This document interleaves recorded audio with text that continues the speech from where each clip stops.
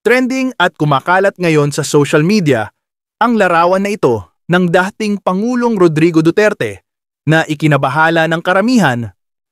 Makikita na butot balat na lamang ang dating Pangulo habang nakaratay sa ospital.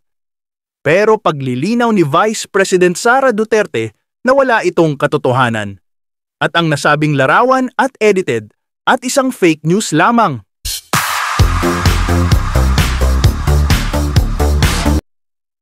Nagbabala si Vice President Sara Duterte laban sa kumakalat sa social media na edited na larawan ni dating Pangulong Rodrigo Duterte na nagpapakitang nakaratay ito sa ospital. So, hindi totoo yung photo na yon. Malamang edited yung photo na yon. Ibang pasyente yon, inano lang nila ang mukha ni dating Pangulong Duterte. Wala po siya sa ospital ng detention unit. Nandun po siya sa regular wing ng detention unit.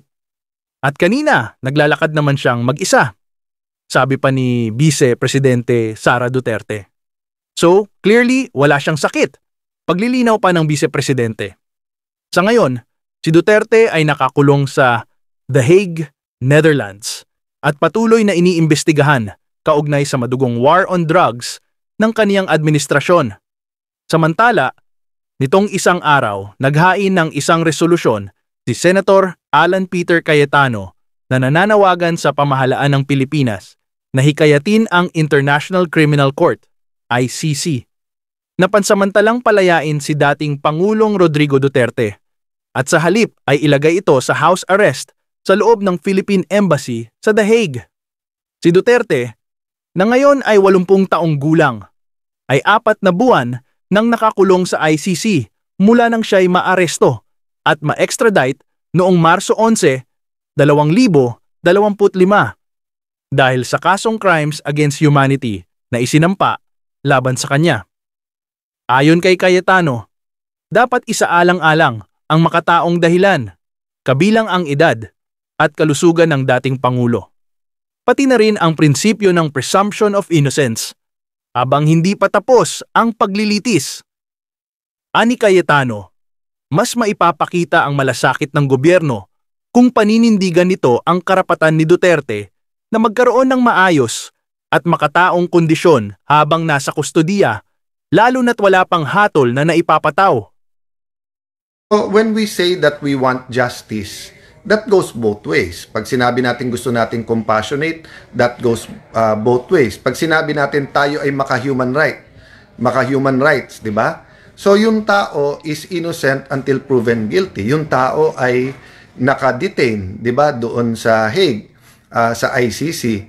So pinapanood ko po at binabantayan yung mga nangyayari, kaya base doon po sa lahat ng nangyayari na sinabi dapat mabalik siya sa korte kaagad pagkakailangan siya, dapat ganito, dapat ganyan. So nakita kong solusyon doon nga yung house arrest.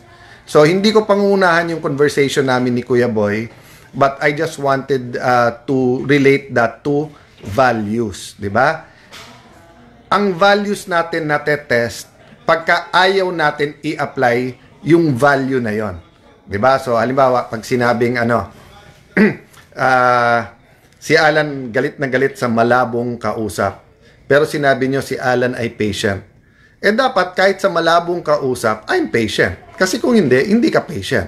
So ano ba values natin as a people, di ba? Bakit dun sa mga nagsasabing tama yan, ilagay nyo sa ICC? Di ba dahil sinasabi nyo human rights?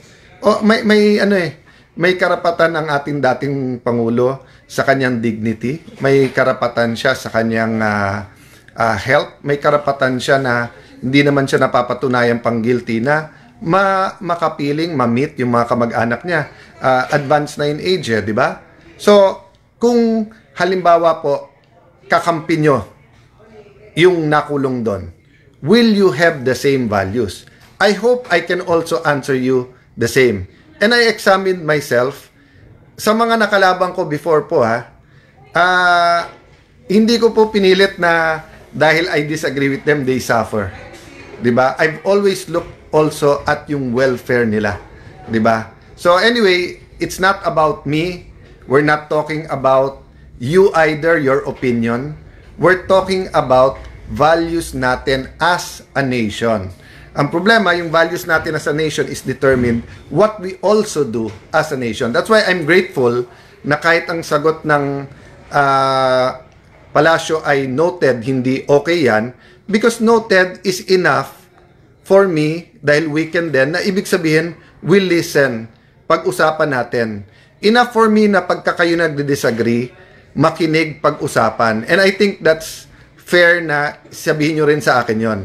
Na, Alan, pagka nagdi-disagree kami sa iyo, pwede bang makinig ka rin sa amin?